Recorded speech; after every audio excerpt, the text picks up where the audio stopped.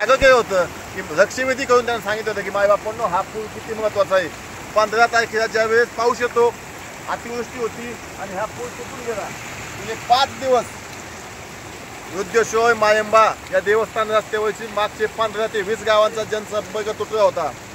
त्यानंतर मला एक सांगायचं आहे की हा जी सार्वजनिक बांधकामे बघाचा रस्ता आहे ते अधिकारी काही झोपा घेतात का? आज या रस्त्यावर 5-5 दिवस खड्डा पडतो, पूल तुटून जातो. मग अधिकाऱ्यांचं काम नाही घा बुजवायचा, हा बुजवला सुलेमान देवळा ग्रामस्थ युवकांनी एकत्र जेसीबी ट्रॅक्टर साह्याने दगड टाकून हा बुजवला. मग मला एक प्रश्न आहे की आष्टी मतदारसंघाचे आमदार सुरेश अण्णा धस की अण्णा 2 वर्षापूर्वी या रोणी वृद्धशोय रस्त्यावर 600 कोटीचा निधी आहे. मग काठी कुंपण खाती का? 600 कोटीचा निधी उपलब्ध असताना तुम्ही 2 वर्षात साधा एक पूल बनवू शकले नाहीत. मग तुम्ही लोकप्रतिनिधी म्हणून आम्हाला सेवा देण्यात असमर्थ आहात का? आणि विरोधी पक्षनेता म्हणून जे आजी माझी बसले तर त्यांना काही याचे भान आहे का?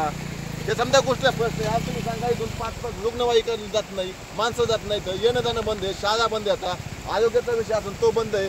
आणि मग हे लोकसेवक आणि लोकनियुक्त आमदार यांनी आमचा हा प्रश्न कधी मिटवणार येतं? त्यामुळे 600 कोटी निधीतून तुम्ही आमचं हे पुराचं काम ताबडतोब चालू करा. आत्ताच पंजाब डकांचं मी मग अशी मॅच वाचला की 25 तारखेला पुन्हा अतिवृष्टी होती, म्हणजे 25 तारखेच्या आधी हा वाहून जातोय. मग हा पुन्हा नीट कोण करणार? हाही प्रश्न मोठा आहे. हे पाहिजे कमीत कमी 35 ट्रॅक्टर दगड टाकायचे. इथं कमीत कमी 25 फूट खड्डा होता. इथं काय साहेब, ह्या इथे 25 फूट खड्डा होता, 6 ट्रॅक्टर आणि 1 जेसीबी अख्खे 24 घंटे काम करत होतं. त्यावेळेस हा खड्डा बुजला. त्या तिथपासून खड्डा आहे तिथपर्यंत खड्डा पडत होता. हा बुजीत आणण्यात त्यावेळेस ती माझा दगड थांबत.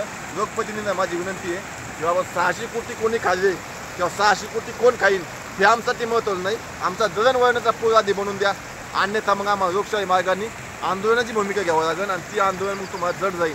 हे आम्ही तुम्हाला वेळोवेळी सांगत आहोत. आता तरी किमान तुम्ही आमचं हा पुराचं काम ताबडतोब करा.